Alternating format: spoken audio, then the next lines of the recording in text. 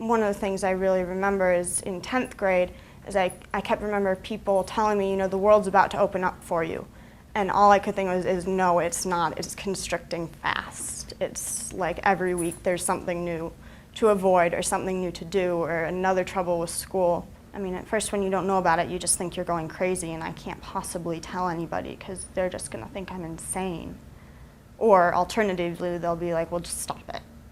Just stop it, you're making it up. Well, telling my family was hard because I was so invested in that point in this sort of persona of put together and totally okay, right on track student, model daughter. I was very invested in that, so it was hard to let go of that. And then letting your friends know can be tough because you don't know how they're going to react. And so finally I tried to go get counseling on my own. And they said I had to tell my parents, which I was really upset about at the time, but it ended up being one of the best, probably the best thing. I started partial treatment at the local hospital, which was good, but not focused on my OCD. And then got out, and a couple weeks later, kind of ended up in crisis. I was just crying and crying, and she said, would you like to go to residential treatment? There's this place you can go, and you'd have to live there for a while. But I think that's going to be best, and I just said yes. Before I'd left, I didn't see much of a future for myself, and as I started to be able to do more things, it kind of sort of started realizing I can do this.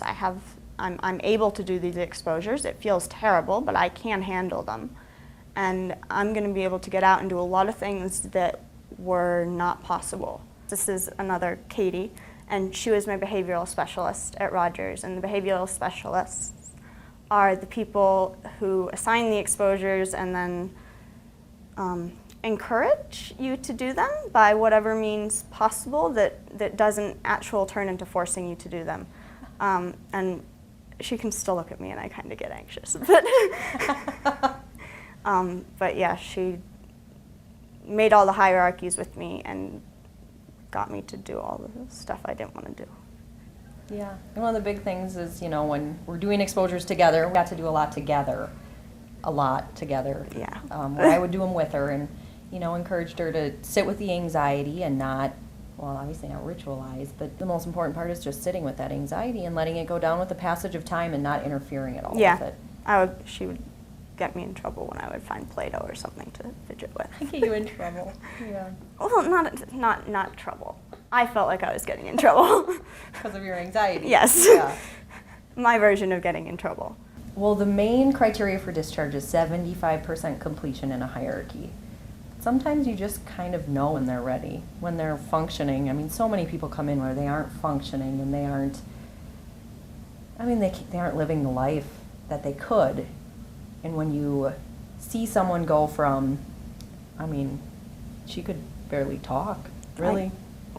I couldn't talk. Right, and it was quiet, and she was kind of not in the corner, huddled. I stayed in my room a lot. Yeah, but all of a sudden I jittered all the time. I couldn't sit still. I was so anxious. And engaging and participating in life, and you see all of this potential finally come out, and you see what they're really made of underneath the OCD. I'm going to show them that I'm really a very capable person despite having the OCD.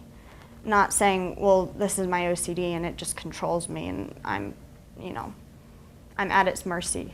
But it's part of my past, and it was horrible when I was in the middle of it, but I wouldn't go back and change it because I don't know who I would be now if I didn't have it.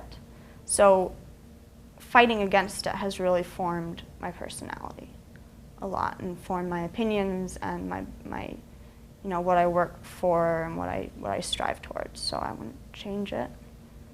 I don't wish it on anybody else, but I don't wish I had never had